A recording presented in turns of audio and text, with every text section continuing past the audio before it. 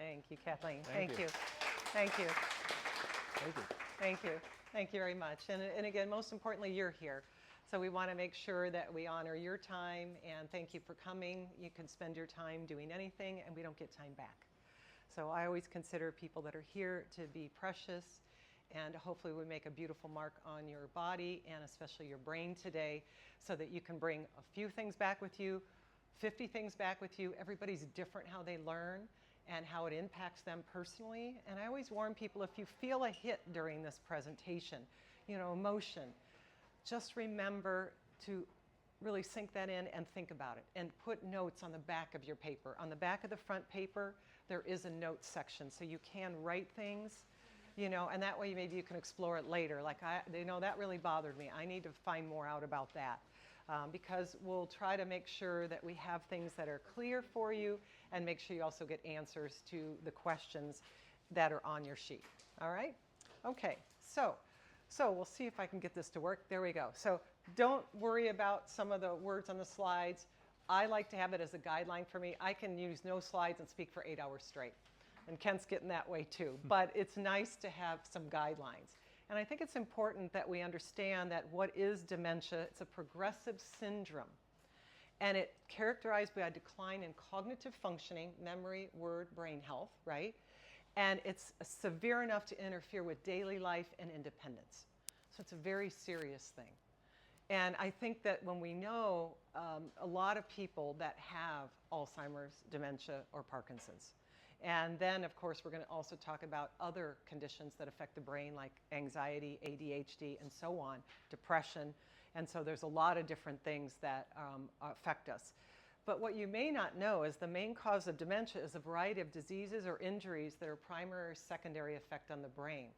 It is not genetics. We always say it's genetics, it's genetics, it's genetics. You can have a propensity for it. It doesn't mean it has to be expressed. But it might mean you have to work 10 times harder than your neighbor if you have some of those genes. So that's why we're here today. When we know that Alzheimer's accounts for 60 to 80% of dementia cases, women are the most common. 2/3 of all cases in the United States are women. And it is just inexcusable. And that's when we start talking about statistics with women, that includes autoimmune disease, things that are very preventable. We are one of the #1 industrial countries in the world, and we are last on the list for health. We are not doing it correctly. And we do have the answers. And you're going to leave here knowing some answers, okay? 1 in 9 people have Alzheimer's after age 65, and it's 1 in 5 have it in general. Different symptoms that start early before they're truly diagnosed. So it starts way before people are diagnosed. And so it's important to know that. It's the #1 cause of disability, and by 2050, the cases of dementia will double. Now, it's 2025. That's only 25 years from now or sooner, okay? And $350 billion is spent on the dementia sick care. And if you want something to wipe out savings, IRAs, legacy that you want to leave for family or churches or tithing, this is one of the main ways that people lose all of their income and money that they've saved their whole life for other things. So it's a big deal. The best strategy, and this is the part I want you to hear most, is to reduce the risk before the diagnosis and identify your personal risk factors. And we're going to make sure you know that, from basic things to very high-end things. And you get to decide which ones you focus on. Again, if you're a person that gets overwhelmed, pick 1 or 2. If you're someone that's like, I'm all in, I need to know all of this. And most of us in this room, there's a few younger, but are, younger, but again, half my age, right? But still, it starts early. And so it's really important to know, okay? So, let's see if I can get that. Contributing factors. So here's where we start to get to contributing factors. And Kent and I are at an advanced lecture on brain health. Gosh, was it March in Dallas? Maybe March or April in Dallas. And quite frankly, I was pretty bored. It's the stuff I have taught for 30 years. We learned a few really advanced things that are for people that are already very sick, but even those treatments were $10,000 a treatment every 4 to 6 weeks for the rest of their life. That's going to be pretty much very few people that ever can do that, right? And it wasn't to reverse it. it was still to slow it down, and they still did all the things we're talking about. So there is no cure right now. Once you have it, you have it. So the whole key is all the things we're going to teach you. And it's the initial triggers. 93% of Americans have insulin resistance. 93%.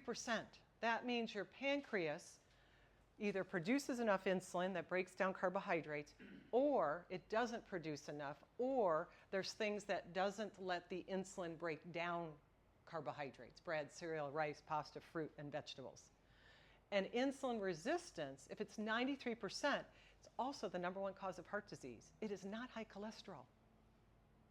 So do you see when you're going to start learning, and we're going to do an advanced heart lecture by Zoom in September, you're going to see where we're going to talk about a lot of similar things. So when you do things for your brain, you're going to be doing things for the biggest risk of death, which is heart disease of some form also. So that's the good news. Second is environmental toxins. This was not surprising to Kent and I because we've been testing glyphosate and environmental toxins and all these things forever, lead, mercury. But most people, including most of the clinicians that were at this lecture, had no idea. Environmental toxins. That's from the lotions you put on your skin to the supplements that you take that are not tested. Over 90% have lead and substances you do not want in them. So we're going to teach you how important it is to have very important, clean things that are tested after they're manufactured and proven. Then we have hormonal decline. We all get older, and now we're seeing people in their 30s with hormonal declines, including, look at infertility. It's off the chart with our young people. Absolutely off the chart. So we're having declines in 20s and 30s that we didn't see till 60s and late 50s. And it is rampant. So hormones are extremely important. That's why the hormone lecture's tomorrow night. Chronic inflammation. And we're talking systemic. We're not saying if your knee hurts. Systemic is internal, and that systemic inflammation also affects your brain. And we'll talk about how. Then we have brain trauma. Most people think that most brain issues are from trauma. And of course, if you have major concussions, if you're in a car accident, there can be those kinds of trauma, no question. But that is not the top of the list, which is amazing, right? So then we look at mitochondrial dysfunction and circulation. Again, all having to do with systemic inflammation. When we start to get down to the rest, they're how these are influenced by these top 5.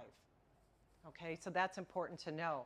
Then, of course, the gut-brain, which Kent will be talking about how neurotransmitters on these chemicals are made mainly in your gut. They're very small amounts in the brain. They're mainly made in your gut. So your gut health, your nutrition does matter. I remember when a lot of times my family was just shocked that I was going to be a registered dietitian first. They're like, Valerie does not like hospitals. She believes in integrative stuff. I said, I've got to know the metabolic things and the right biochemistry to do the right thing. And the only thing we're all going to do our entire life is eat food. Right? Even if you're in a coma, you have to be fed somehow. Right? So why do we make it last? Why do we laugh about it? You know, and part of it's cultural, part of it is reward, part of it is used for emotion. But when you start really understanding the value of it, it gets exciting to have better nutrition. I don't care if it takes you 5 years to change your nutrition. Work on 1 or 2 things. Get better as you get older, not worse. Okay? So super important. And then, of course, we have chronic infections, and we know that from COVID, but any kind of infection, a urinary tract infection. If anyone has known anyone older that they get a urinary tract infection, people think they have dementia sometimes from a urinary tract infection. So infection isn't just COVID, it's any kind of infection, which is really common, especially with surgeries. The number 1 risk of death with surgeries is afterwards with infections. It isn't the surgery. So again, those things affect our brain. And then what happens is there's an amyloid production, a blood-brain barrier breakdown, and then there's a brain-derived neurotropic factor. The only reason I mention a few of these things is you're going to hear about 2 tonight that are really important if you're worried about what kind of genetic propensity you have. You can do an easy cheek swab, and those, you only do a cheek swab once ever. Your genes are your genes. But if you have that factor, you can have anywhere from a 13 to a 50% increased risk. Does not mean you'll have it, but it means you certainly want to pay even more attention. And whether you test or not, don't you still care about your health, your heart, your quality of life. I said, we don't want lifespan, we want well span. Okay, so those are some things to think about. So what happens is the neurons and the synapses start to damage. I always say it's not very scientific, but you really can get a visual. In the old days, you know, kids used to pull out the plugs and they'd fray. You know, now we don't have that because the plugs are amazing, right? And all the technology we have. But it's like the neurons. They start to fray. So you can't get messages, or there's sparks. And even a spark can hurt, right? So all those messages and neurons have got to be smooth. All right, so it's a lot of contributing factors, but again, what most people don't know, insulin resistance. And it is not about being overweight. Tons of underweight people that also have insulin resistance. You can have body fat around your organs and be underweight because you eat like crap, but you have good metabolism, or you don't exercise, especially if you don't strength train. Okay, 93% of Americans, all ages, including our children, have insulin resistance. And how many in this room have had their insulin tested? Okay, we've got... With blood? Yep, with blood. Oh. Insulin. Not glucose, not hemoglobin A1C, insulin. Okay, about 6 people. Yeah, it's a crying shame. Kent and I were talking about how when we get into foundational things, we've got to add that to our foundation of D, Juice Plus, omegas, essential fatty acids, and knowing your insulin, because it's just that important now. It's not something you can get by on. What's the name of the test? Insulin. Insulin. Yep, fasting insulin. Yep, you do want to fast for it, absolutely. So whether you do it in the morning or, 12 o'clock, it needs to be fasting, okay? Would you be able to... We're going to do all questions at the end, only because, just because what happens is then it ends up Monday night, as an example, 4:30 to 9 o'clock at night. And it was more of a private event, but even there, it's too long. So we're going to go through it. Please write your questions. I promise we'll answer them, though. Okay? Yeah. And that way people can hear it, and if they want to leave, they can. All right. Okay. We talked about chronic infections. We know COVID has had a lasting effect on people. When you look at the statistics, 36 to 45% have cognitive changes permanently. So even there, you can reverse them, but you have to do these things. So those are reversible in most cases. But if you do nothing, it doesn't go away. One of the things that happened that we look at, you can have brain fog, neurological changes, tremors, confusions, apathy. Apathy is not medical depression, but you just like, oh my gosh, Jessica's mom, I want to bring you to the Bahamas next week. I have an extra ticket. She'd be like, I don't know. Right? Where Colette might go, yeah, I'm going. Right? Apathy is just blah about everything, okay? It's not fun to live that way, right? Because you're not going to love your children. You're not going to love going to the gym as much. You're not going to spend as much time loving your dog. It's not a good place to be. So really important. Extreme and chronic fatigue, exercise intolerance, and all sorts of other things, especially causes inflammation.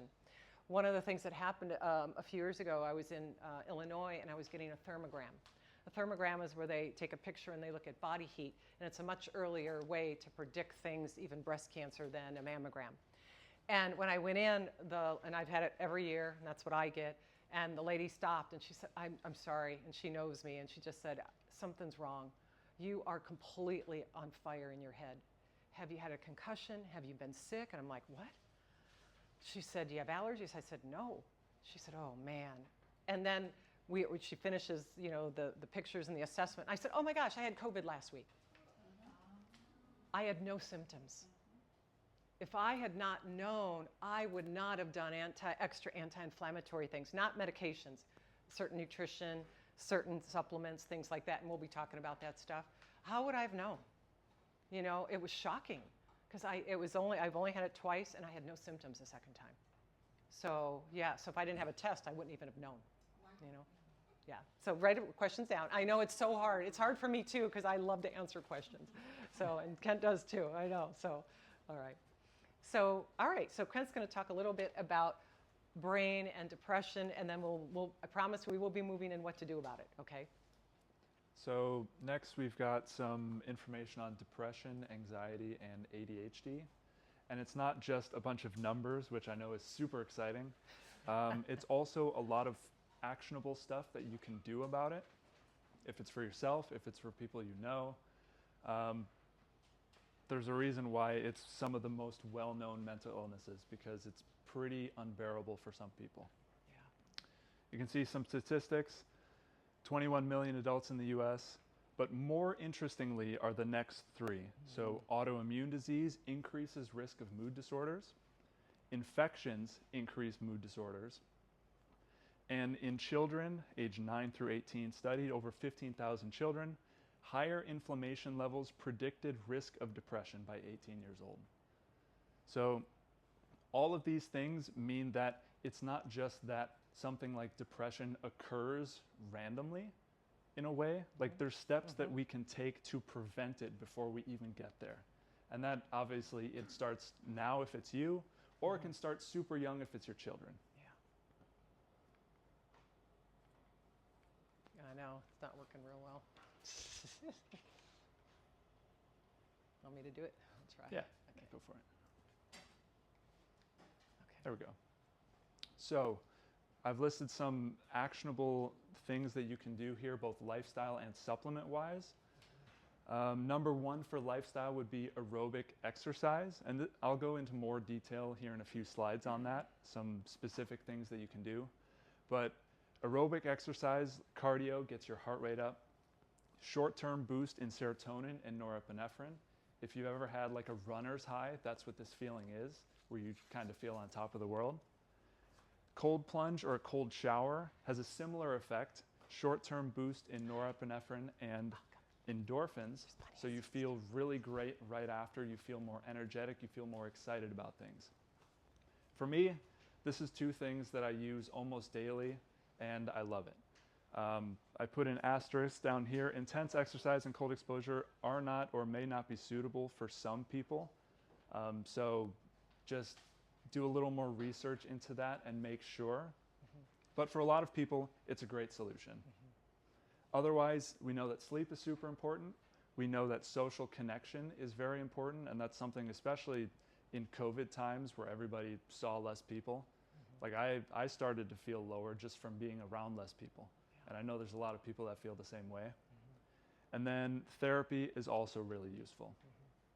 As far as supplements go, we've got SAMe, something that we have at NCB. It's a molecule that's in all of the neurotransmitter pathways.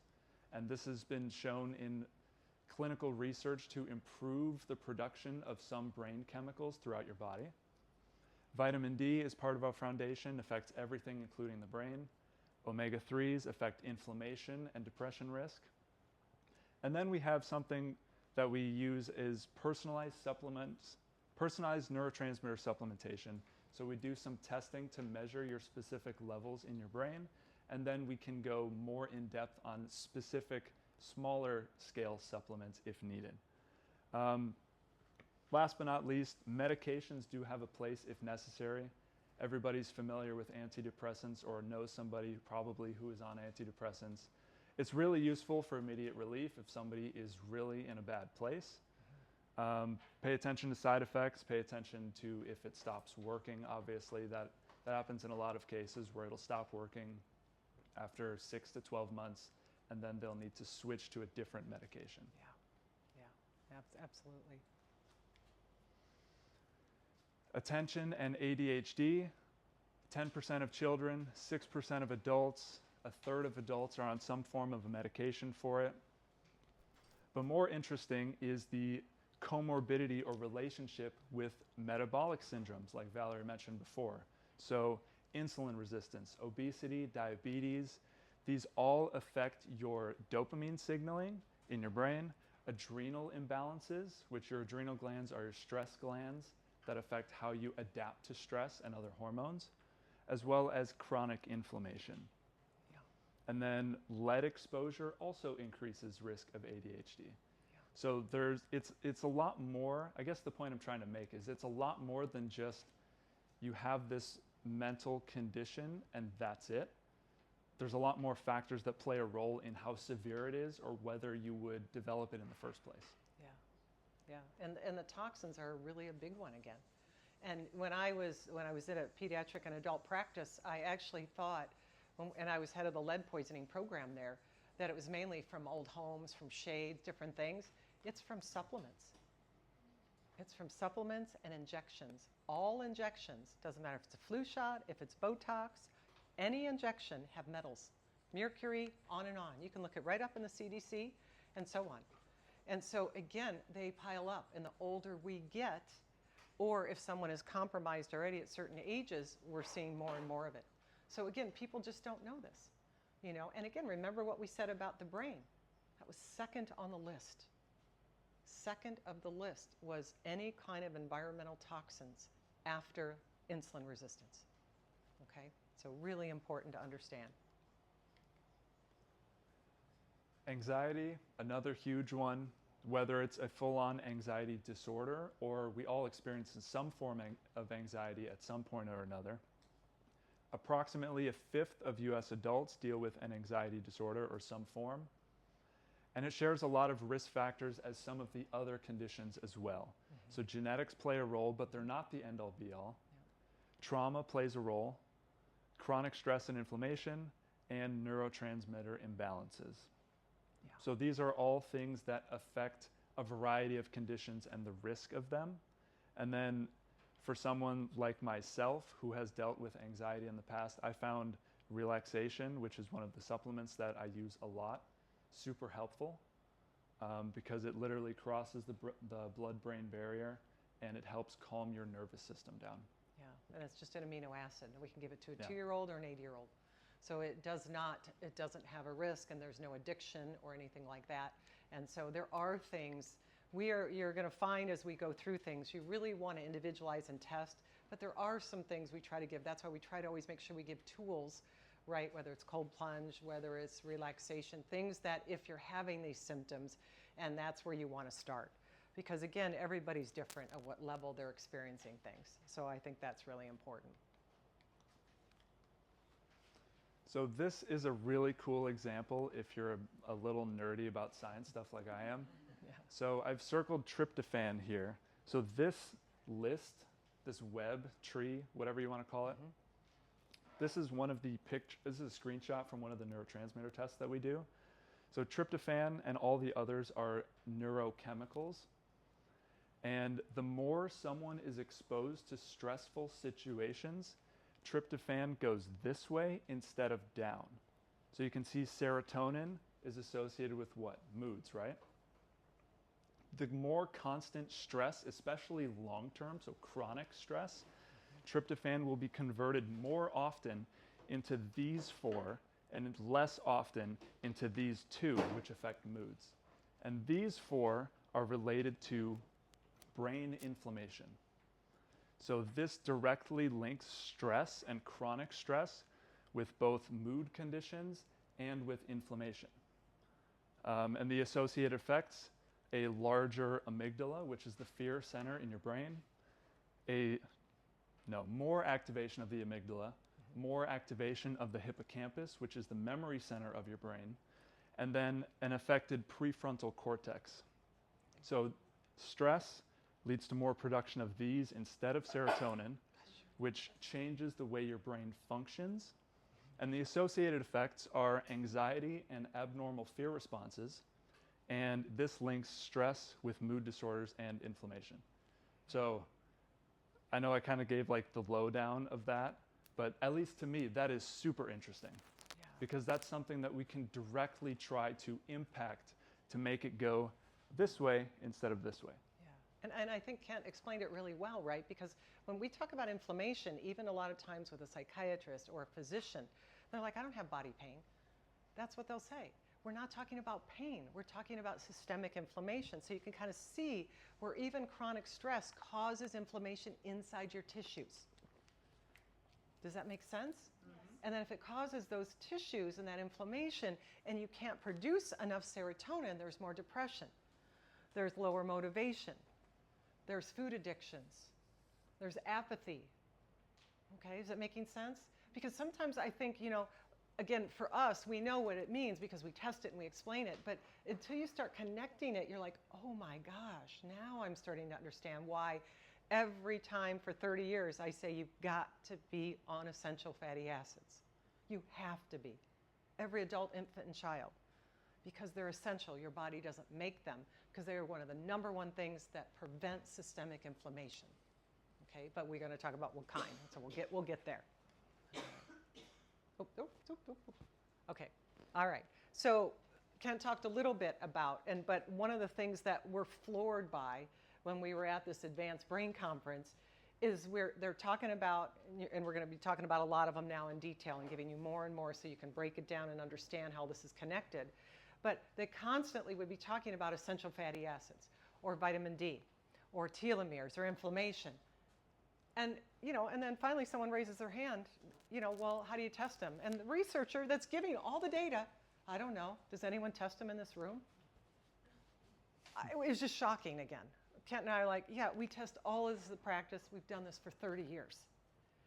So even the researchers and the experts have all this data, but they don't tell anyone how to do it.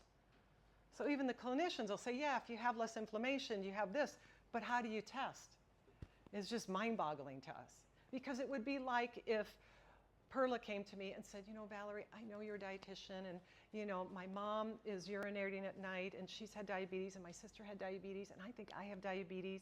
I say, well, Perla, here's some insulin. Go see how you feel. When I give in services to clinicians, I always use that example. They say, I would never do that. Right? You have to measure insulin, you have to check your glucose, you have to check your hemoglobin A1C, but they do it every day with almost every other medication, including the brain. So when you understand the process and what happens and how it's correlated, you get excited about tests. So we talked about insulin. Insulin can be done, and a lot of doctors will not test it. Why they won't test it? They don't know what to do about it. There's only one thing they'll tell you if you have high insulin. I'll give you metformin. That's all they know to do. That's it. It's shocking, right? They don't talk to you about diet. They don't talk about why you might have high insulin, any of those things.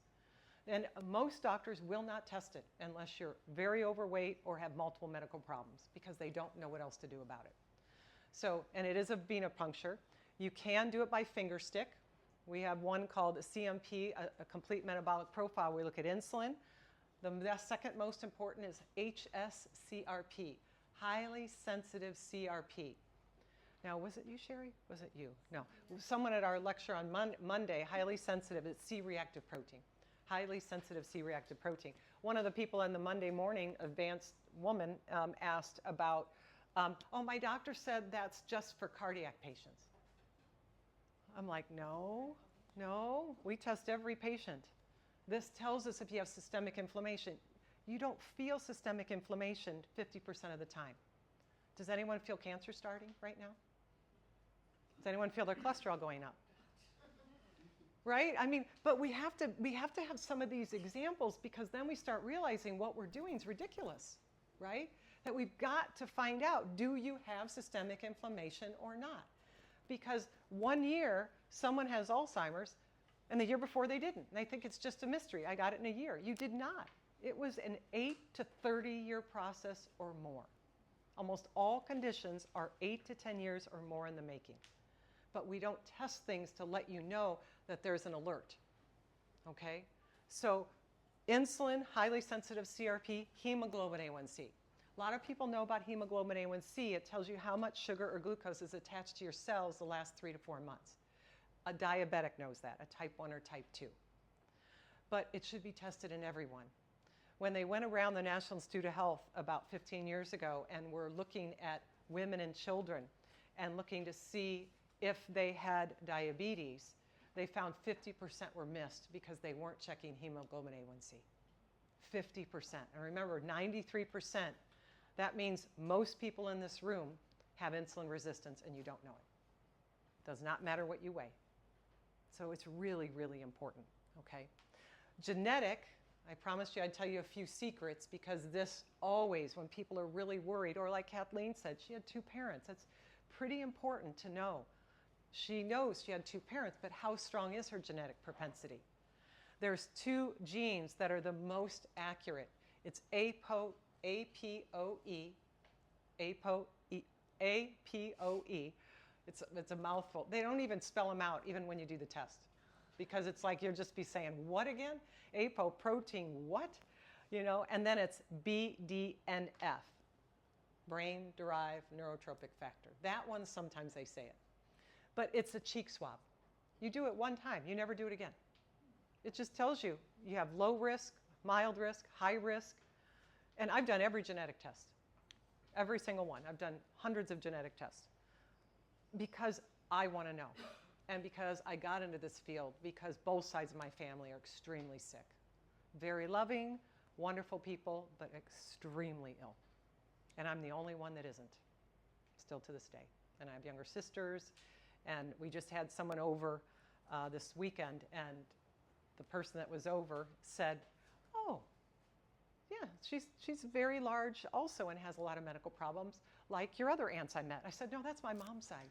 It's both sides. She's like, oh boy. I said, yeah, that's why I got into the field. You know, I want to know everything so I can at least have the biggest chance of staying healthy as I get older. Okay. Other tests are, again, important. So the most important today when we're talking about the brain are really three. The blood test, highly sensitive CRP and insulin, and the swab for your cheek. If your doctors won't do them, you can do them in our office. Doesn't matter where you live. We've done them for 30 years, and we do telemedicine. We've done telemedicine ever since I've been in practice. I've always worked with a lot of athletes, and when you work with athletes, they're all over the world. So I've always had a physical office, but we do anything. And our website has tons of free information. You do not have to be our patient to spend hours there to learn. Our Instagram, on YouTube, and all of that. So they're really important. And then, of course, we have other tests of things we talked about, like metals or glyphosate, those type of things. And everyone thinks they don't have them. It's fascinating to me, you know? And we just had tested a lady that had cancer twice, and I just warned her before we tested her that I've not ever had a cancer patient yet that didn't have 2 toxins off the chart. Certain toxins, you have a 50% chance of getting cancer, period. Which one? Glyphosate is one of them. Glyphosate is one of them. Yep. Glyphosate is one of the most common, and there's 2 others. It depends if you're male or female. So very, very important. So again, they're super easy tests to do. So there's all sorts of other tests we won't go into, but I want to make sure, with especially the brain, that you understand how important they are. Okay? Okay. All right. Okay. So long-term lifestyle matters to the brain, right? Yeah. Yep. Exercise. On the next couple of slides, I'll go into way more depth and some actual tangible things that you can do. Yep. Exercise directly affects the way the brain is wired. Limiting stressors. So number 1 would be simply digestible sugars. That directly affects your stress hormones, your adrenal glands, as well as cortisol. Optimal circadian rhythms. We all know that sleep is super important. Exposure to sunlight directly, especially sunrise, sunset type of thing, is really important for setting your circadian rhythm. Nutrition, avoiding trans fats, avoiding processed foods. Those 2 are probably some of the most important because almost anywhere you look, you find those 2 things. More lean protein. I know protein is a buzzword right now, but it definitely should be. After age 50, 1 gram per pound is sort of like the expectation to, number 1, maintain all of your muscle mass and maintain it as you get older, because that tends to go like this. And then also, protein is directly responsible for helping to build your neurotransmitters in your body. All 26 of them, not just serotonin. Yeah, so protein is key. And then long-term nutrient foundation. We consider omega-3s foundational. We consider vitamin D3 foundational. And then phytonutrients. So this is fruits and vegetables. We use the Juice Plus as sort of like a backstop for that to make sure that you get some fruits and vegetables every day. Yeah, and we're going to talk about these more so that you're really motivated by them, right? Because most people know these things. They just say, yeah, I do it. And then they start going home and looking at packaged food, but if they don't understand why, right? Because we've been saying forever, eat your fruits and vegetables, but the average is 1 a day. And that includes French fries and ketchup in the count. And we're supposed to have 10 to 17, and if you're very stressed, you're supposed to have 10 times the amount. It's not going to happen, okay? So really important. So exercise boosts brain Now function. the why, that's right. This gets me excited because I love exercise. I used to be a personal trainer, And it's not just exercise, it's specifically vigorous exercise. So on the left here are all the different things that vigorous exercise improved. And to make them more relatable, I've written some examples. So planning a work project and adjusting when unexpected problems happen, reading a report and making a smart decision based on what you understood, remembering tasks without needing to check your notes, resisting the urge to snap at somebody after a stressful day. I'm smiling because that's very relatable. Yeah, we sure can. And then directly affecting some neurotransmitters, short-term boost in mood and short-term boost in alertness. And those last two is sort of like the runner's high feeling, if you've ever felt that, like I mentioned before. Not only that, we have bonus at the bottom. Vigorous exercise increases the size of your hippocampus, See, you're which gonna have is a better your brain. memory center, and that tends to shrink gradually as we get older. Exercise has a neuroprotective effect because it produces lactate, which if you've ever done a really hard set and your muscles start to burn, that lactic acid, that's what that is. Increased antioxidant production and improved insulin signaling. So vigorous exercise really tackles a lot of things at once. Yeah, and we're going to give you examples and some things too. So you might say, that's cool, science nerd guy, but what do I actually do? So this is what you can actually do. Vigorous exercise counts as 75% of your maximum heart rate or higher. So a rough estimate is 220 minus your age to get your estimated max heart rate. You don't need to go to 100% because that would just be crazy. So 75% is sort of the cutoff to meet this requirement, because then your heart rate is really up and your breathing is really heavy. So 3 functional options that you can use to achieve this. Number 1, if you have a little more time, 30 to 40 minutes of a HIIT style workout. This is high intensity interval training. So this means you have a 1 to 3 minute burst of intense exercise, and then you have a short recovery, and then you go again. So an example of this could be doing 40 seconds of squats and then 20 seconds of trying to catch your breath, and then you go again. Something like that. Number 2 would be a 6-minute workout, which number 2 and 3, just to clarify, don't count as a well-rounded fitness plan, even though they're super short and simple. But they're definitely better than nothing, especially if you need a brain boost before an important activity. Number 2, 6-minute workout, 40 seconds of doing something intensely, 20 seconds of rest. And then the third one is an exercise snack. And Valerie has requested that we all do an exercise snack. Right. Put your stuff So down, stand if up. you wouldn't mind standing up. We're going to make sure you can focus the rest of the time. All right. So an and- exercise snack would be 60 seconds of maximum intensity done 3 to 4 times throughout the day, as if you were snacking on exercise. Okay, and so I'm it's going to make exactly 1 what minute. It sounds like. You're going to do 1 So, minute. So Our Kent, you want to goal demonstrate? now is to do 60 seconds of a squat. You can go as low as you want. Or, You can or hold little, on to a if you're chair if you need impaired. some help. But 60 seconds, we did this in Dallas, and afterward, was we all amazing. felt way more awake than we did before. Amazing. Yeah. All right, you ready? We're gonna hold it, you mean? Nope. You can so you're just going up and down. So you can either Up and down. squat up and down, and if you can go deeper, no, it's up and down. It's high intensity means you keep moving. Keep moving. You ready? Go. And I'll give you every 10 seconds. Come on, keep doing it. And again, if you feel tired, go slower or go less far down. And you want to make it harder, stick your butt way out and hit the chair. Super good for your quads. You'll find that time moves really slowly. Yes, it's shocking. People are like, how long? How long? All right. You're almost halfway.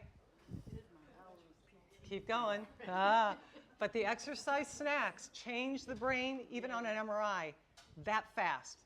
60 seconds. Multiple times Throughout the day. Try to do at least 1 to 3 times a day, especially if you've been sitting or you're focusing. All right, you got 15 seconds. You're doing great. Come on, keep doing it. Keep doing it. And if you have to go slower, it's okay, or not as low. Great. I shouldn't have worn jeans. Okay, ready? 5, 4, 3, 2, 1. Whew. All right. Well done. Great job. All right. 1 minute, right? So really can change your whole day, and it changes your brain. And they've shown this even with people that can't do longer exercise. Even if they start 1 to 3 times a day, it makes that big of a difference. Every age. Okay? All right. Awesome. Oh, now I'm a little out of breath. Phew. All right, great. Okay, we got to go the next. Oh, whoa, no, whoa, whoa, whoa. Okay. All right. So what you just did rewires your brain very quickly. Oh. So you'll notice enhanced cognition, enhanced reaction time, enhanced working memory, ability to focus, and this has a lot to do with lactate, which Valerie will get into very in depth. Yeah, and I really like the impulse control. Because they'll say, no, I don't have an impulse problem. Oh, yes, you do. Where's your phone? Right? Right? Usually in your hand. I'm amazed. I put my phone away and I have my phone off all the time. And people are just shocked. You know, so impulse control when you're trying to focus or do something, okay? All right, or give someone your attention.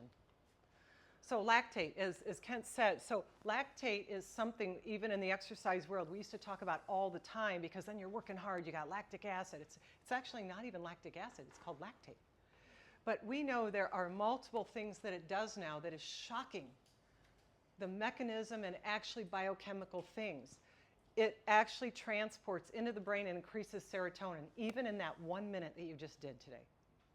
So even when people are feeling depressed and apathetic and bedridden, you can get them up and get them doing these things so they feel better. Serotonin is correlated to improved inhibitory control. So how things go to different places, that's really important, because remember, neurotransmitters are made in your gut, they're made in your brain. And they don't just sit there, they're signals, right? They have to cross things, they have to get to places. Norepinephrine enhances focus, alertness, and cognitive flexibility. Lactate directly influences these molecules in 1 minute of high-intensity exercise. So do not underrate, especially if someone hates exercise or doesn't want to do it. I just start them on that. I remember when my dad was going through some rehab, and they're like, okay, get on the bike 20 minutes a day, 3 times a day. He couldn't even lift his legs up. He was diabetic and had a cardiovascular, issues already at 50. We got the exercise bike, put it in the living room. I just said, your job is to get up and down on it 3 times a day. Sometimes it'd take him a half an hour to get on the bike and get off. I mean, he'd just cry, right? But by 2-3 weeks, he was doing 2 or 3 minutes 3 times a day. Another month, 10 minutes. But you can't say, okay, go do this 20 minutes when someone can't even walk. We have to give them reasons, like, you're doing great, this is going to be great, you're going to see how different you feel, and a few weeks and a few months is not a lot of time when someone's bedridden. They are excited to be out of bed, right, or can get out of bed themselves or go to the bathroom themselves. It's a big deal. So make exercise work, and lactate now we know increases all the neurotransmitters. And there's 26. Most people just know about epinephrine or serotonin or tryptophan or dopamine. There are so many that even affect the brain, like taurine. Taurine affects seizures, it affects heart disease. All these things that are so exciting with some exercise.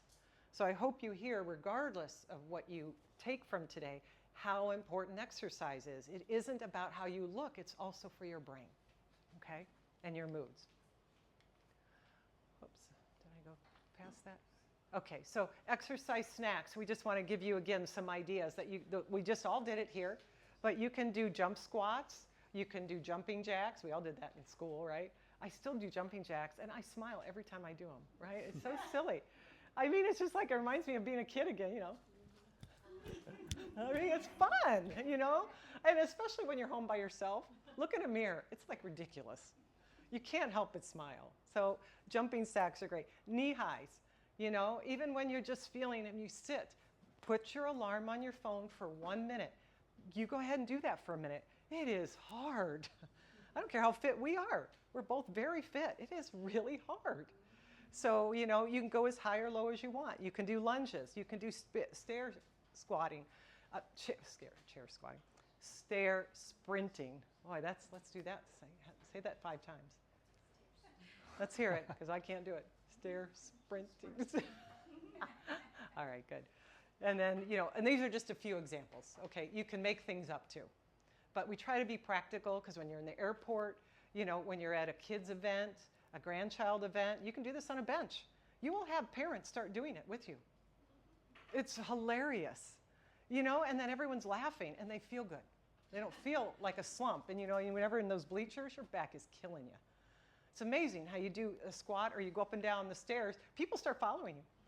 It's really fun. Be a changer of people, you know? So again, it's a fun thing to do when you're not thinking I have to go to the gym for an hour, okay? All right, so does exercise matter, yes or no? Yes. Can it change your brain? Yes. Can it change your brain neurotransmitters? Yes. Can it change your gut neurotransmitters? Yes. I mean, come on, right? So important, all right? So that's exciting. Everyone was smiling at one time, so thank you. All right. All right, second big area, low D and brain cognitive impact. So Kent talked about omegas, D, and so on, but we want to help you understand why. This is a brain lecture. If you were at a hormone lecture, you're going to hear other things. You're going to hear over and over how it's so important. Minimal D for anybody, in my medical opinion, is 50 to 100. If you're female, it's 75 to 100, and if you're male, it's 65 to 100. I can tell you because I've been saying this for 30 years, and my patients are extremely healthy. Some of my 70 and 80-year-olds are healthier than my 30-year-olds. It affects bone health. It affects the brain. There's poor cognitive functioning and a higher risk of Alzheimer's. This is the neurology. This is not in Valerie's journal or her office. 2012. This is 2025. Why isn't every single doctor telling you this, especially if you're 40 and older? Right? They also now, some insurances have refused to start paying for, they quit paying for vitamin D because everybody's low. So just go take some. Well, Colette might need 1,000, I might need 55,000. You have to have the blood test to know. If you can't get a blood test or you don't want to do a blood test by a finger prick, then take 1,000 to 2,000 IUs a day without a test. But I'm going to tell you, it may not be enough. Most likely will not. But I will never hurt you by 1,000 to 2,000 IUs of D, because I've tested thousands and thousands of patients, okay? 79% higher risk of dementia and higher levels with less brain damage in the white matter. Did you hear that again? What percentage? 79% higher risk of Alzheimer's if your vitamin D is low. It's not a mystery why there's all these cases, okay? For every 10 millimole, so let's just say that Sherry's vitamin D is 40 and mine is 30. I'm 10 less than her, then there's less white matter in my brain that protects me. Just by 10 less, even though we're both low, mine is going to be worse. And every 10 years as you get older, it's even more impactful. Some of the vitamin D studies, when I talk about women in particular, is if from birth to age 21, if you have minimal 50 vitamin D or higher, you have almost a 700-time decreased risk of all autoimmune disease. Osteoporosis later on. Why are we not doing this for our children and our women? This just floors me. It's just wrong. So when you get excited about, and we're just talking about brain right now, I can tell you fact after fact for every part of your body. And almost every condition we're all worried about or know and have someone that we love. And it reduces oxidative stress in seniors and improved telomere length. And that's in an Alzheimer's journal, 2000, it's supposed to be 2022. But telomere length is something we measure that looks at the end of your genes, and the shorter the comet or the end of the telomere, the closer you are to all mortality and illness. So even vitamin D changes that, not how you look on the outside, the inside. So again, it's super important, right? So does anyone in here want to get a brain condition? No. I just want to check.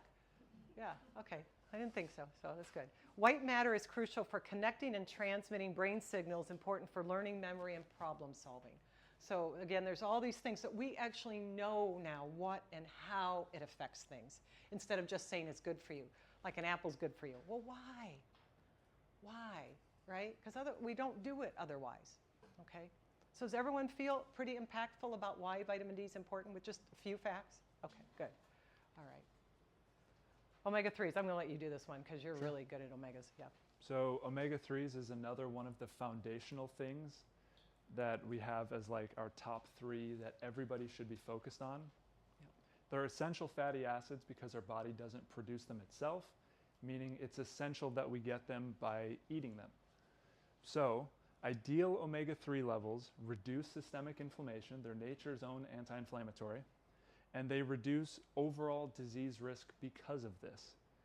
It's important to connect those two. Systemic inflammation is one of the root causes or involved in every disease ever, basically. So if we can reduce that, that's something super simple that we all need to take advantage of. Regarding the brain specifically, an omega index greater than 8% reduced Alzheimer's risk in elderly individuals by 49%. And 8% is the minimum cutoff. We really want an omega index between 10 and 12. Ideal omega levels reduced all-cause dementia and cognitive decline by 20%, slows onset of cognitive decline by about 5 years, leads to better learning, memory, and emotional connecting to memory through that molecule BDNF that Valerie mentioned. EPA and DHA, which are the 2 main forms of omegas that we want, improve cognitive function in people with Alzheimer's and depression. Low omega index during pregnancy increases the risk of postpartum depression. And ideal omega intake during pregnancy helps the child, the future child, or whatever you want to call that, right? So it's not just for you now, it's especially important if you want to have kids in the future. So this is associated with better IQ, better mental development, 1/3 lower risk of asthma, and 1/3 lower risk of respiratory infections. So it's not only preventative for yourself, but it's preventative for your future family also. And how many people in the room have a grandchild or child with asthma or allergies? Nobody? Raise your hand. Raise your hands. There's no way it's just 2. No possible. Yeah, okay. Thank you for sharing. Yeah. Yeah, because it's just when we look, I mean, 1/3 lower risk for their whole life if the mom has enough essential fatty acids. Okay, do you see again how important this is for many things? We threw a few other things in there. I mean, Kent and I can talk about essential fatty acids for 8 hours straight, easy. Vitamin D, essential fatty acids, phytonutrients, 8 hours. I could do you 8 hours with no PowerPoint. That's how important these things are. The problem is what amount, how much, what kind, what form, all of it is important. You cannot go to Costco and get an essential fatty acid. I just had someone that had ordered one and they're like, no, look, it's got 2,000 milligrams and all that. And I look at it, it was 100 milligrams of EPA and DHA, the 2 that you need. It was 1,800 milligrams of something else that we don't even know what it was. Very upsetting. So companies are getting really smart where it looks like things and it is not the right form or the right kind. So it's really important that you get the right kind and that you test. So on top of vitamin D and omega-3s, fruits and vegetables are the 3rd part that round out what we consider foundational to long-term health. Poor nutrition habits increase the risk of cognitive impairment. This matters because intake of fruits and vegetables is linked to stronger antioxidant defenses, better cognitive performance, and a lower risk of cognitive decline. So they quite literally protect our body and our brain. The challenge here is that most people don't get enough fruits and vegetables to reap these benefits. So by a raise of hands, how many people in here eat 10 servings of fruits and vegetables per day? Don't lie.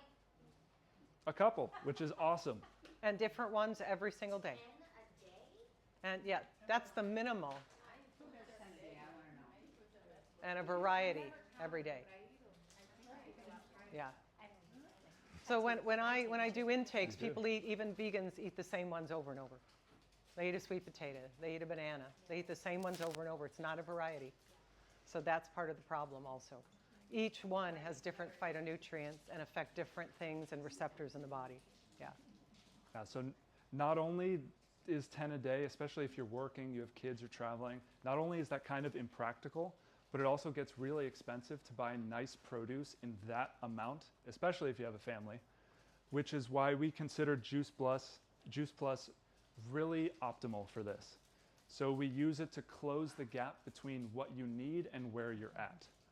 So 30 different fruits, vegetables, and berries in capsule form, in gummy form, like some of you are opening right Yep, now, yep. and also in the superfoods powder that they just came out with, Yeah. that one. You just add it to It's yummy. 16 ounces of water. It's delicious. Any water bottle.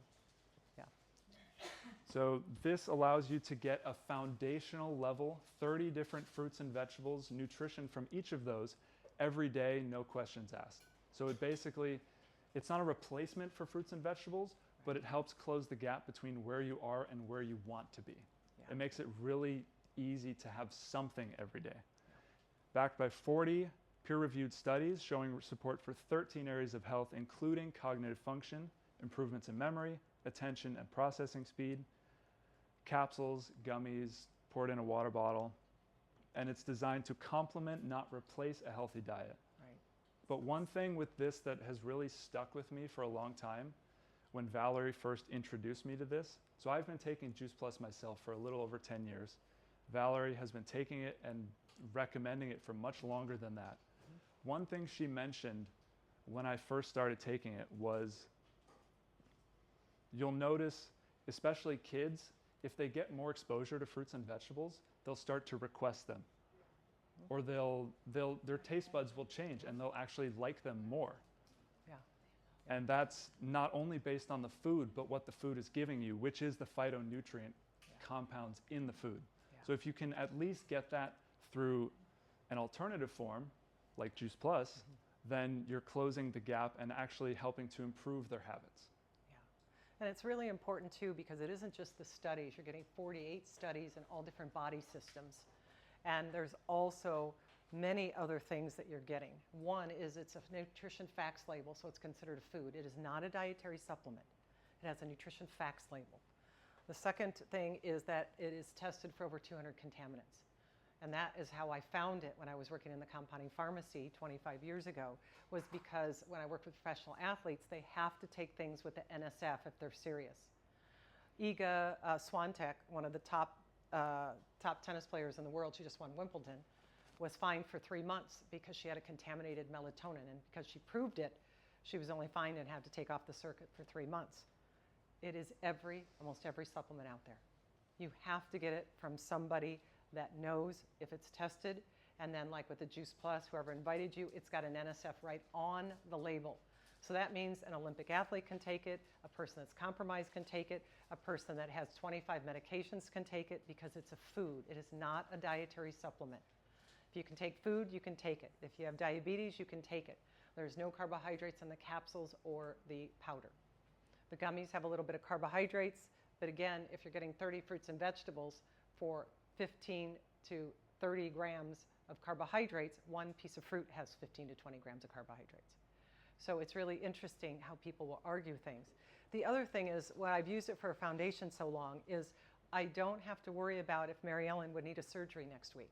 It's food, right? You only don't eat food the night before a surgery. So you don't have to worry about interactions, things like that. And the other thing is that it's really important to have consistency. When we show long term, you can hear and read any meta-analysis on how important fruits and vegetables are. But our food has changed. Even our vegans and vegetarians are not getting the same quality anymore. I mean, I grow 2 tower gardens just for my lettuces. That's it. I grow no other vegetables on those. For 2 people in our home, we grow 2. I refuse to even eat organic in the stores because at least 26 hands have touched it, even organic. So we've got to do better. So it really does help, and you get that variety. And you can take it in place of a multivitamin. So you don't have to take vitamin E, you don't have to take vitamin C, you don't have to take B vitamins. You do need vitamin D, you do need essential fatty acids. If you're vegan or have a seafood allergy, Juice Plus has a vegan one that does have an NSF omega. Otherwise, you get tested, then we tell you which one to take based on your biophysiology and your levels, okay? So really important. And Kathleen made a beautiful display. If you're not familiar with Juice Plus, you can certainly look at things and ask Kathleen or any of us here some questions. All right, Luminate is something that we start talking about, okay, are there other ways to help your brain, and what are some of those ingredients? So Luminate came out last April, and I am very, very skeptical of anything that comes out, doesn't matter what company it is. Because I want to know a detail about every single thing. There's 10 rules I have for every single supplement. Part of it is how it's manufactured and broken down. What part of the plant? Is it tested afterwards? Is it in the milligrams that they show are effective or that interact or have other issues? Luminate blew me away. I was very surprised because I've used every one of the ingredients that are in it for years, but I'd have to give you 8 different supplements. It's in a little powder stick that you can add to your superfoods, or you can put in a little cup of hot water, or you can put it in a water bottle and drink up to 2 a day. And what it is it has the coffee berry from the fruit of the coffee, not the actual inside. So when we're talking about the coffee bean, again, it's a plant. The squirrel agrees. And when you talk about the coffee berry, it's actually considered a nootropin. Nootropins are what are cognitive enhancers. Any age, whether you're studying, whether you're older, whether you're tired. So that's important. It affects alertness, focus, and clarity and performance. Alpinia galangi is another nootropic, and it's an herb. Now, herbs work like medications. And this is where I heard they added herbs. I'm like, oh boy, is there going to be a problem? Well, when we look, Alpinia ganglia is part of the ginger and turmeric family. Most people that know a little bit know about, oh, that's a natural anti-inflammatory, right? It also directly affects alertness and ability to respond because of why? What causes something that you can measure by highly sensitive CRP that we know affects all disease? We've talked about it begins with an I. Inflammation. See, so you actually know how and why it works. Because if it reduces even a little bit of inflammation, you're going to have better ability to respond and so on. So then we look at ashwagandha. Most people know about ashwagandha because of TV commercials, which is just unfortunate. Because they just tell you to take cortisol this, cortisol that. You can have symptoms low or high cortisol. But when you take ashwagandha, it's an adaptogen, and you take the right form, and not too much unless you're tested. It helps the body adapt to fatigue and stress.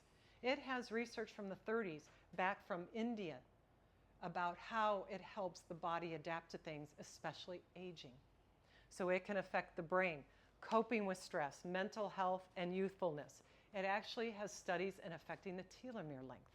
We've known this since the 30s, but TV advertises it for being overweight or insulin resistance. You have to know what your numbers are to know if you have to use therapeutic amounts. When you have a small amount, you can use it long term. I've used ashwagandha a long time in cordyceps with my surgeons and people that are athletes that are in different time zones.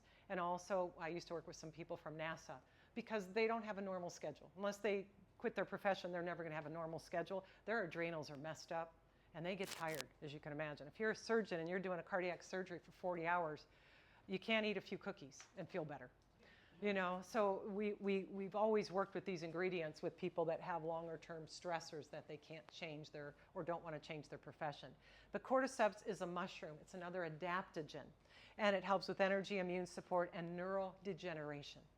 So it's really wonderful. I mean, it's really wonderful. And it's got 2 grams of natural sugar. And again, try it. You know, it's a lot better than energy drinks and coffee and all that crap, I'm going to tell you. It tastes great. And it tastes good, yeah. Sherry and I know it. Yeah, yeah. I like my Luminate. Yeah, I mix my Luminate with my superfoods in my workout bottle. I work out 1 to 2 hours every day.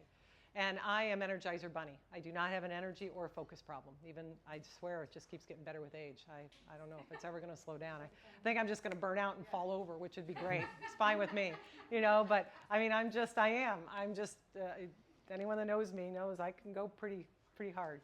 with everything. So I did not expect a difference, and my workouts went up a notch. My VO2 went down, my heart rate changed. It's like, wow, I haven't had an increase in my performance in probably 13 years. And I work out hard.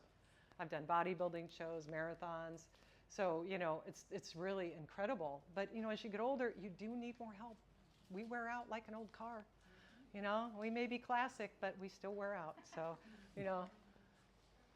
All right. Oh my goodness. Well, how's that? See? Told you I was fast. Oh, my goodness. All right. Help me out, Kent. Thank you. We're almost done. No, we love Luminate. Okay. It's my best friend. Yeah. Luminate's really great. Yeah. So there's other ingredients in Luminate. I didn't even talk about all of them. There's sage. It affects brain function, lowering cholesterol, lowering blood sugar. Again, if we're talking about 93% of people are insulin resistant, there's some benefit there. Lion's mane. I'm amazed at our little town I live in, Port St. Joe, Florida. Everybody goes to the lion's mane lady, and they're just eating lion's mane mushroom and thinking that's going to make a difference. It's just so interesting how people hear something and they'll do that, but they don't stick with anything forever. It's what you do consistently that matters, right? So lion's mane optimizes brain connections, memory, has Alzheimer's and dementia prevention. It reduces oxidative stress, gastrointestinal changing, stomach lining protection, and all these other things. Rhodiola is the last one. That's another adaptogen that helps with fatigue, adaptive stress, moods, and cognitive functioning. And like I said, I've used these all. And I do use them separate in my office in higher therapeutic doses if I test someone's adrenal glands, and those are by saliva. They're not by blood. Even adrenal diseases are tested by saliva and urine. Okay. All right. So best brain tests. The mental health that Kent talked about a lot, the neurotransmitters. You want to tell a little bit what that test, just how easy it is or what it does? So that one is one of the tests that I am focused on overseeing and evaluating for people. Mm-hmm. It's measured by urine. So you take one urine sample, send it to the lab sends it to us, and we'll evaluate it for you. And it's that simple. Then the essential fatty acids are finger stick test. D3 is a finger stick test, or if your doctor will do it, you can get it covered by insurance. And even if you want to call our office and tell us what the D level is, I'll tell you which one to take and how much. Happy to do it. Kent or I, either one. Okay. We also have a lot of articles and Instagrams. They're all free if you want to learn more about like those topics. CMP, that's a finger stick test, or you can work with your doctor. Insulin, highly sensitive CRP, fasting lipids, and hemoglobin A1C. The genetic test, we have it in our office. It's called Renew. I call it aging, but it's called Renew, technically, by the company. And the reason I use that particular one is it's got the two main brain ones, but it has tons of other things, from skin to hearing loss, inflammation, all sorts of things that are all related to aging. And when you do a genetic test, you only have to do it once. You never have to do it again. So it isn't something you have to repeat. I get mine out every few years and read through it, because every time I have a little bump in the road, I'm like, oh yeah, I forgot I have this propensity. I've got to make sure I do more of this now that I'm this age, or I had this happen, so I need to do this. Extremely helpful. And it's really a beautiful test. It's many, many pages that you can keep forever, and it's super user-friendly. A lot of genetic tests you go and get done it's ridiculous. I mean, $8,000, and you get this report and you have no idea what it does. I can't tell you how many people come to my office and say, I've had lots of genetic testing. I'm like, well, what did you find out? I don't know. I don't understand any of it. My doctor said I have this or this, and that's it.